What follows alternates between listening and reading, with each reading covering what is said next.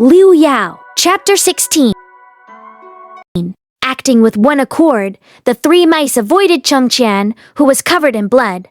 Then two of them charged towards Yan Zhengming, and the other ran to the front of Li Yun. Li Yun was just like a passerby. He searched all over his body only to find that he had spent the whole day being upset and even forgot to bring any weapon with him, although it wouldn't necessarily be helpful even if he had brought one.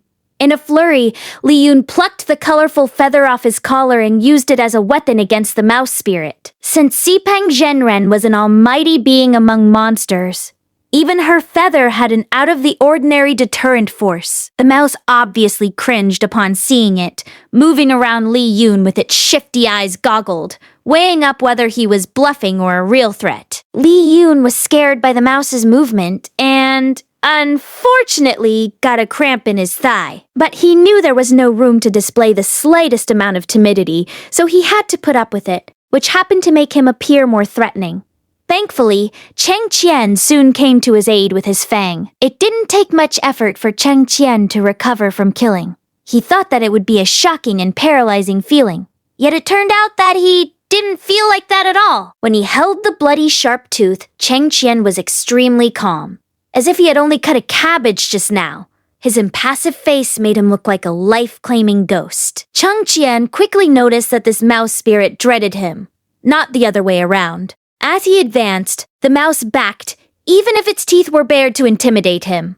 While the enemy's confidence decreased, Cheng Qian's increased. He even got bolder instead of recoiling. Realizing its intimidation didn't work, the mouse confirmed that its opponent was not a guy to mess with and turned tail hurriedly. Every being in the universe had intelligence, and it was no easy task to cultivate. It had finally evolved into a spirit after much trouble. Wouldn't it cherish its life? Seeing that their fellow fled, the other two mice followed suit for precaution, even though they didn't figure out what happened. This small handful of mice spirits scurried away helter-skelter. Li Yun sank down on the ground. He finally earned himself a break to have the leg cramps go.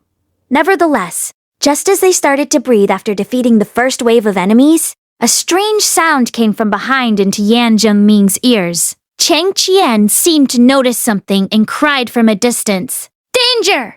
With a flash, Yan Zhengming flung himself forward and exerted the first move of the second form, Cycle 1. He swung his sword fiercely, which hit some sharp weapon with a clash, and therewith sounded a gritty howl. Yan Zhengming retreated awkwardly, pinching the hilt of his sword. He spun to see a huge lynx nimbly landing several steps away from him and turning into a semi-humanoid form. That monster was hefty and had almost changed to a human shape, except the claws. It grinned weirdly, scarlet tongue licking its lips. No wonder the mice spirits ran away so fast. While the mice hunted, the lynx was lurking behind. Young Master Yan was just a nice plump mouthful of soft flesh in the lynx's eyes. It scraped its toe tips against the ground, and in the next moment lunged for Yan Zhengming at a lightning speed. Its trenchant claws were nearly invulnerable. Not even fur was hurt when it clashed with the sword. The lynx pressed its claw, and the sword was pushed down by the brute force. Yan Zhengming tripped on something and teetered down, which was to the lynx's great delight.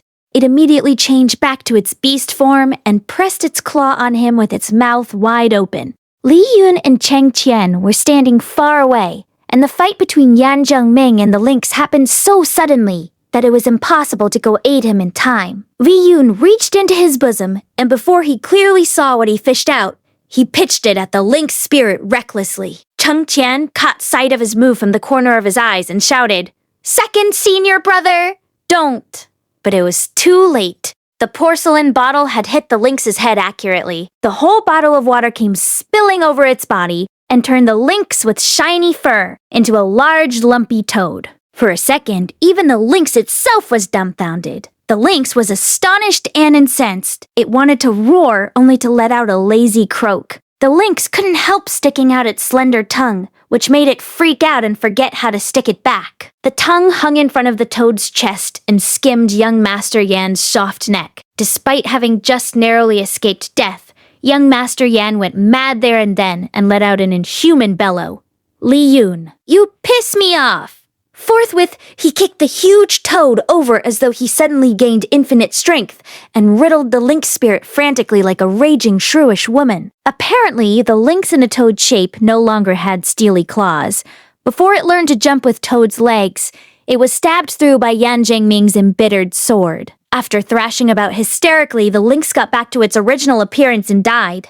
It lay there still, eyes wide open. But the perpetrator, young Master Yan himself, looked like he wished to be dead instead. Yan Zhengming couldn't stop thinking about that lick, and several times he put the sword around his neck with the intention of committing suicide. Cheng Qian and Li Yun helped beggars Han Yuan up and shattered the dried mud off his body, exposing his mud-mottled nude with an awful stench. Cheng Qian looked him up and down and turned to embarrassedly report his find to First Senior Brother. First Senior Brother, aren't you curious about whether little Junior Brother hasn't changed clothes or bathed since the day he played with the toad? Said Cheng Qian. I know it now. He didn't bathe.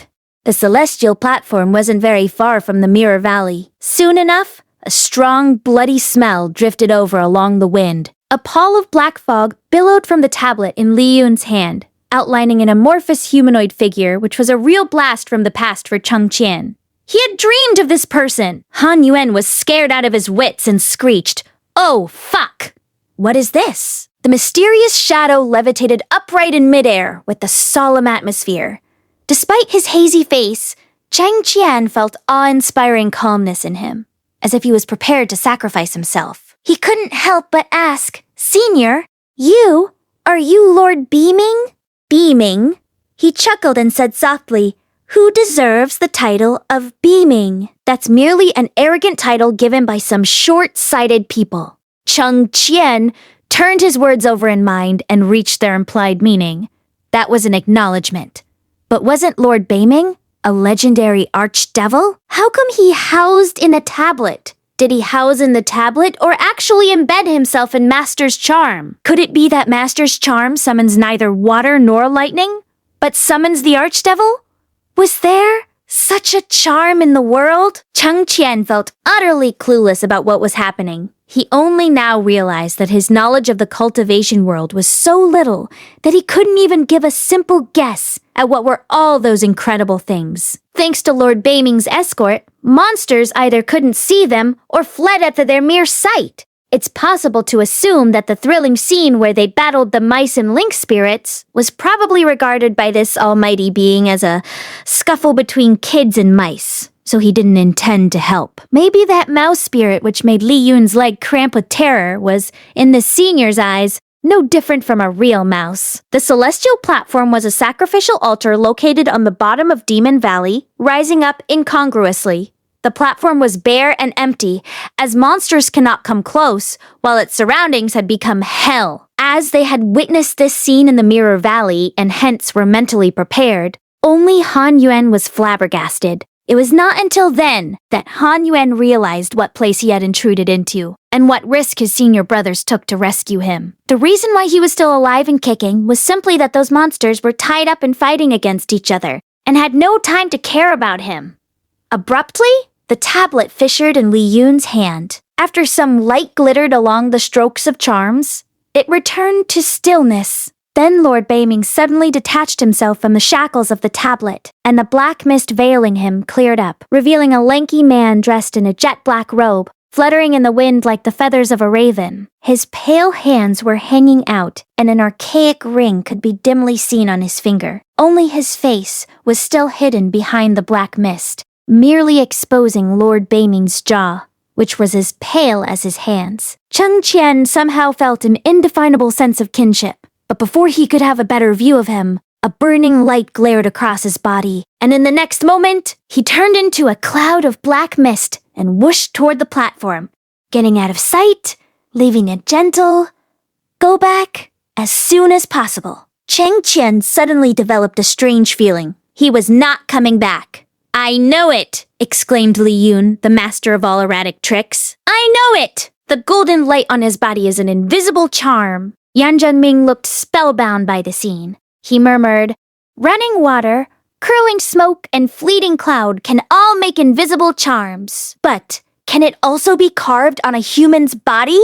That's definitely not a human, said Li Yun decisively.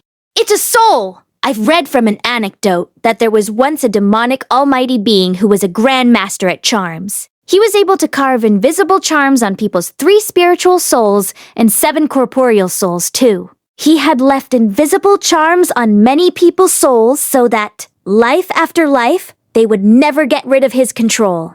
I bet Lord Beiming has such means too. Li Yun! Yan Jiangming was finally revived. Noticing Han Yuan and Cheng Qian were breathlessly listening to his talk about demonic cultivators, he immediately cried him down. Shut up! Let's go!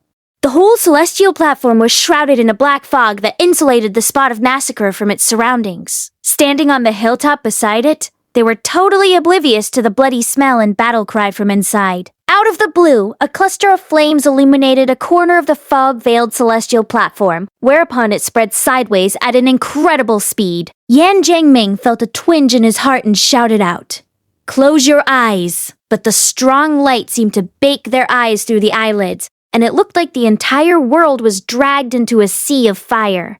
For ages, the blazing light didn't die down. Only the black fog surrounding the celestial platform seemed indestructible. Not evanescing a bit, Cheng Qian was the first to tentatively open his eyes. He was still dazzled and could barely see a thing, only after a couple of blinks. He saw an egg in front of them, slowly rolling towards them. End of the chapter.